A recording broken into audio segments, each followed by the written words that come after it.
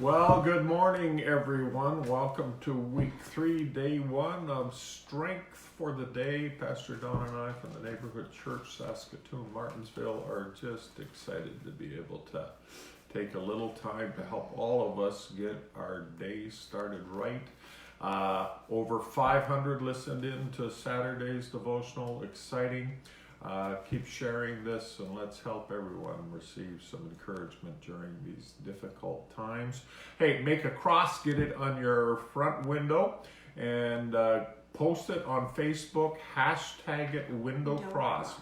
Hashtag it window cross. If you don't have a clue what that means, ask your son or daughter. If they don't know, find some nieces, nephews, or grandkids.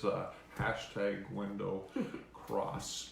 Hey, Donzi, we're continuing on the 5th name of God as we learn that those who know God's name are strong and do exploits. We need to be strong in these times. Go for it. Good. Well, we're talking about Jehovah Jireh on Saturday and today. And the story, of course, comes from the book of Genesis, chapter 22, where, of course, Abraham is going to sacrifice. He feels God has asked him to sacrifice his son, and so he is going to be obedient and do that. And just as he is about to do that, God speaks, and he says to him in verse 11, "Abraham, Abraham, here I am."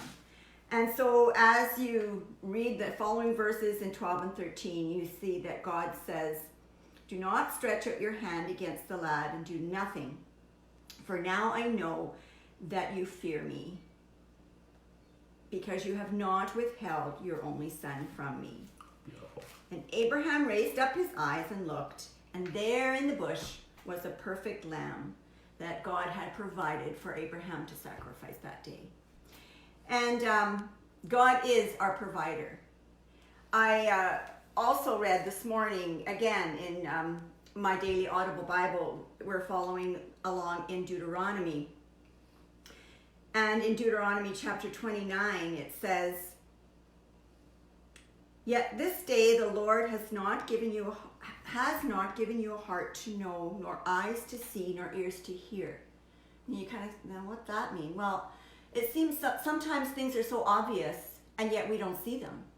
God is obviously working in our lives, and yet we don't see him. God is speaking, and we don't hear him. That's common for all of us, not just these children of Israel that were in the wilderness. But God said, "Have I not led you," in verse 5 of chapter 29, "have I not led you for 40 years, and your clothes have not worn out, and your sandals have not worn out?" We all know that when the children of Israel wandered in the wilderness, they were grumbling an awful lot, just like we do when we see things that we don't like. Or again, this morning, I have to confess, I grumbled when I saw more snow. I thought, "Oh Lord, isn't a virus bad enough? Can't I just sit out on my deck in the nice sunshine with a nice cup of tea? Do we here in Saskatchewan still have to have more snow?" It's beautiful, Donzi. Yeah, right.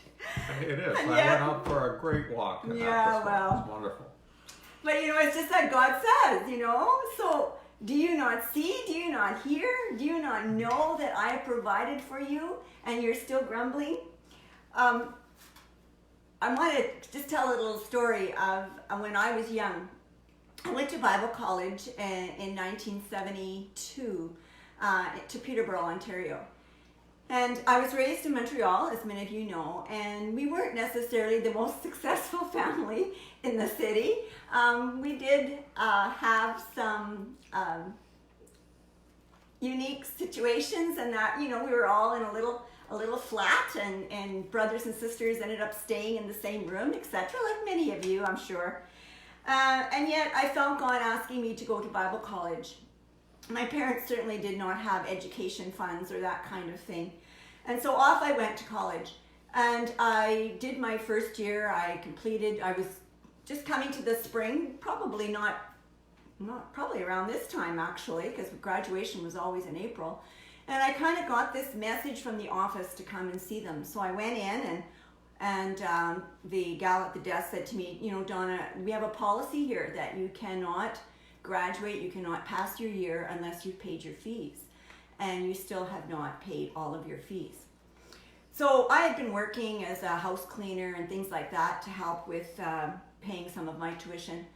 And so I said to her, well, how much do I owe? And she gave me this amount, which back then was a lot of money. Today it would not have been.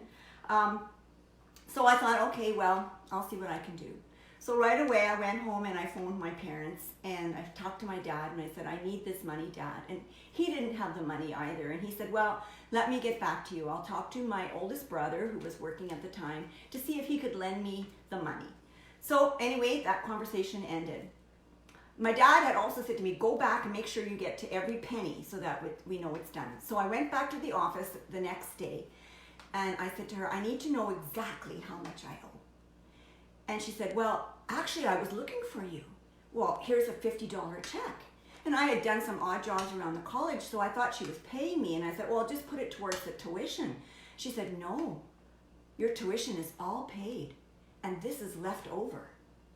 And I stood there and I said, all paid? What do you mean, all paid? She said, yes, a check came in this morning. Your tuition for this year has been covered. Not only that, there's this little note. I took the note and it read something like this. Your tuition has been covered.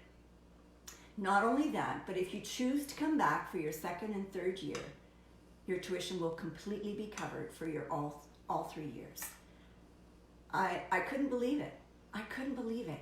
I walked back to my dorm and I just couldn't believe it. I started to cry. Not necessarily in thankfulness, which I was very thankful, but almost a little guilt. Oh God, I don't deserve this. I certainly wasn't the best student. I stayed up late. I handed in assignments at the very last minute. I even skipped classes. Like, I am not the one who deserves this. And she wondered why her sons did what they did. Hey, we're going to have to tell the rest of the story tomorrow. Jehovah Jireh. Hey, oh, there's an ending. Oh, good, beautiful. So come back because the end of the story is really, really quite interesting. We'll start with it tomorrow. Let's pray together. Amen. And ask the Lord to be with everyone today. Thank you, Lord. Mm-hmm. Father, you have taught us in your word to say as an act of worship that you are our fortress and you are our place of safety. You are our God and we trust you. And so, Lord, today we come before you this day as our fortress, our safety, and we acknowledge our trust for you, our trust in you. I pray, Lord, in Jesus' name, that you'd be with everyone who's listening. We pause especially to pray for those who are on the front lines, our health workers, our grocery clerks. We pray for pastors across this nation as they lead us spiritually. Put them in a place of protection too. So we give this day to you, Lord, and I ask that you would bless everyone. In Jesus' wonderful name, we pray these things. Hey, Amen. We'll be looking for you in the morning. Get a cross up in your window. # Part 2. window cross. # window cross.